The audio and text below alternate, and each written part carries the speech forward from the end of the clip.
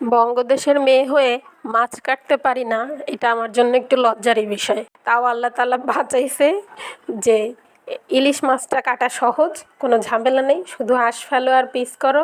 তাছাড়া কাটার আলাদা কোনো নিয়ম নেই, এই জন্য এটা কাটতে পারি। আসসালামু আলাইকুম, কেমন আছেন সবাই? আশা করছি ভালো আছেন। আমরাও আলহামদুলিল্লাহ ভালো আছি। ইলিশ মাছ ছিল একটা ফ্রিজে, ইচ্ছা করেই রেখে দিয়েছিলাম যে একটু টমেটো দিয়ে একদিন ঝোল করে খাবো। ছুটির দিন, কিন্তু ইদানিং কী যে শুরু হয়েছে, সব জায়গায় মনে হয় প্রচুর লোডশেডিং হয়। একবার করে কারেন্ট যাবে, 1 ঘন্টা করে আসবে না, দিনে 2বার 3বার এরকম যাচ্ছে। কেন হচ্ছে কিছুই বুঝতেছি না, বিরক্ত লেগে যাচ্ছে। আর এত গরম, তার মধ্যে যদি এরকম বারবার কারেন্ট যায়। যাই হোক, রান্না তো করতেই হবে, খেতেই হবে।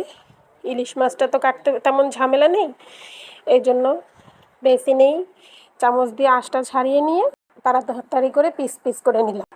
আর ধুতেও তেমন ঝামেলা হয় না, ইলিশ মাছ তাড়াতাড়ি ধোয়া হয়ে যায়।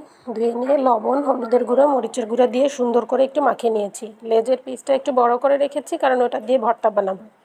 আর বাকি মাছগুলো একটু সুন্দর করে ভেজে নিচ্ছি, যাতে ঝোল রান্না করতে পারি। আর ইলিশ মাছটা বেশিরভাগ সময় আমি সরিষার তেল দিয়েই রান্না করার চেষ্টা করি। সবগুলো মাছ সুন্দর করে এপিট ওপিট করে উল্টে পাল্টে তেলে ভেজে নিচ্ছি।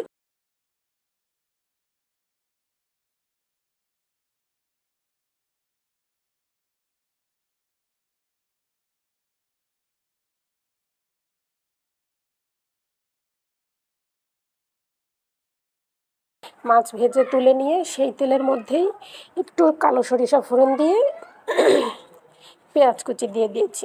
পেঁয়াজ কুচিটা একটু নাড়াচাড়া করে নিয়ে তার মধ্যে লবণ, হলুদের গুঁড়ো, মরিচের গুঁড়ো দিয়ে একটু ভালোভাবে কষিয়ে নিয়েছি। আমি ইলিশ মাছে অন্য কোনো মশলা সাধারণত খাই না। টমেটো এখন সারা বছরই পাওয়া যায়, কিন্তু কি বলুন তো, সারা বছর পাওয়া গেলেও শীতকালের টমেটোর যে স্বাদ আর এখনকার টমেটোর স্বাদ কিন্তু এক না। এটা গলতেও চায় না। শীতকালের টমেটো একটুতেই পানিতে সিদ্ধ করতে দিলে গলে যায়, আর এখনকার টমেটো গলে না, কেন জানি না। টমেটোটা একটু দিয়ে নেড়ে চেড়ে তারপরে ঝোলের পানি দিয়ে দিয়েছি, যেহেতু আমি ঝোল রান্না করব। ঝোলটা যখন একটু বলক আসার মতো হয়েছে, তখনই আমার ভাজা মাছগুলো দিয়ে দিয়েছি।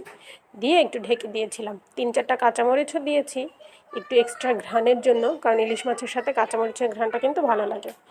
আর অল্প একটু সময় ঢাকা দিয়ে রান্না করে নিলেই হয়ে গেল আমার ইলিশ মাছের টমেটো দিয়ে ঝোল।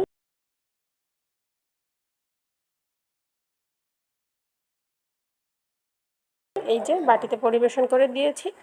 কেমন হয়েছে দেখতে সবাই জানাবেন। খাওয়াতে তো পারছি না, তবে বলছি সত্যি দুর্দান্ত স্বাদ হয়েছিল। আজকের মতো এই পর্যন্তই। আল্লাহ হাফেজ।